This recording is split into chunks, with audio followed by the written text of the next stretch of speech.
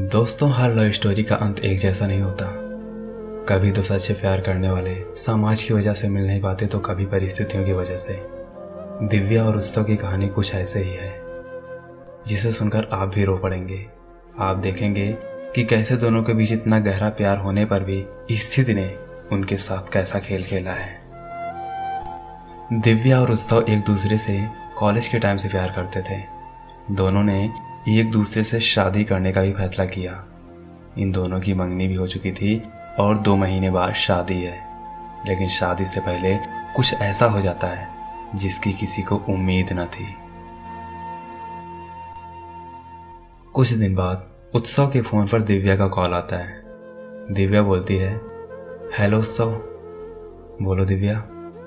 दिव्या बोली, I miss you. उत्सव बोला, हाँ मुझे भी सुबह से तुम्हारी बहुत याद आ रही है, और पता नहीं क्यों आज सुबह से बहुत घबराहट हो रही है। दिव्या बोलती है, उत्सव क्या आप मुझसे मिलने आ सकते हैं?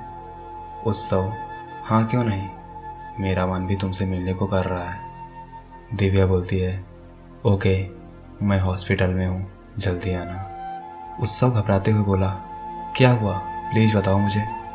दिव्या, कुछ नहीं, बस सुबह चक्कर आ गया था। आप मेरे पास आ जाओ जल्दी, आई मिस यू। उत्सव जब तक कुछ बोल पाता, दिव्या फ़ोन काट देती है। उत्सव घबराया हड़बड़ाया सा हॉस्पिटल पहुंचता है। हॉस्पिटल में दिव्या बेहोश होती है। तब उत्सव वहाँ मौजूद दिव्या के पापा से पूछता है, अंकल क्या हुआ दिव्या को?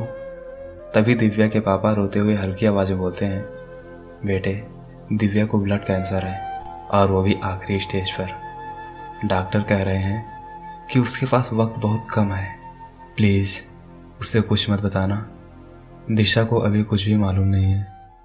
दिव्या के पापा की ये बातें सुनकर उत्सव थोड़ा सा लड़खड़ा जाता है। थोड़ी देर के लिए उसकी आंखों के आगे अंधेरा छा जाता है। कुछ समय बाद दिव्या को होश आ जाता है और वो अपने पापा से पूछती है, पापा क्या उत्सव मुझसे मिलने आए हैं? तभी दिव्या के पापा उत्सव को दिव्या के पास भेजते हैं। उत्सव दिव्या से कहते हैं, कैसी हो भी तुम? दिव्या बोलती है, आप आ गए ना, अब सब ठीक हो जाएगा। उत्सव, हाँ अब सब ठीक हो जाएगा, लेकिन देख लो शादी के सिर्फ 2 महीने बचे हैं और तुमने अपनी तबीयत खराब कर ली। ठीक से खाना खाया करो ना। दिव्या बोलती है, ठीक है उत्सव, मैं अब ठीक से खाना खाऊंगी और तुम्हारी हर बात मानूंगी। उत्सव रोना चाहता है लेकिन रो नहीं पाता और बोलता है, अब तुम जल्दी से ठीक हो जाओ। और उत्सव रोते हुए बोलता है, भगवान करे तुम्हें मेरी भी उम्र लग जाए। ये कहते हुए उत्सव दिव्या के सिर को अपनी बाहों में रख लेता है। दिव्या बोलती है, आप रोइए नहीं, मैं ठीक हो जाऊंगी, आपने हमेशा मेरा बहुत ख्याल रखा है। दिव्या बोलती है, उत्सव थोड़ी देर में आपकी बाहों में ऐसे ही लेटी रहूं? उत्सव रोते हुए दिव्या के सर को सहलाने लगता है।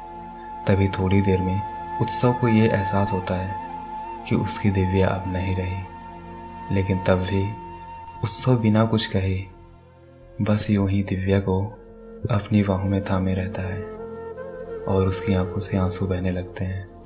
थोड़ी देर बाद दिव्या के पापा को लगता है कि अब बहुत देर हो चुकी है, तो वो अंदर कमरे में जाते हैं।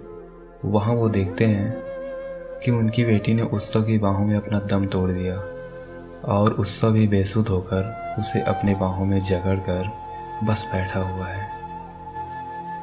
अगर यह कहानी आपको पसंद आई हो तो इस वीडियो को लाइक ज़रूर करें और इसे शेयर करना बिल्कुल मत भूलें और इस चैनल को सब्सक्राइब ज़रूर करें।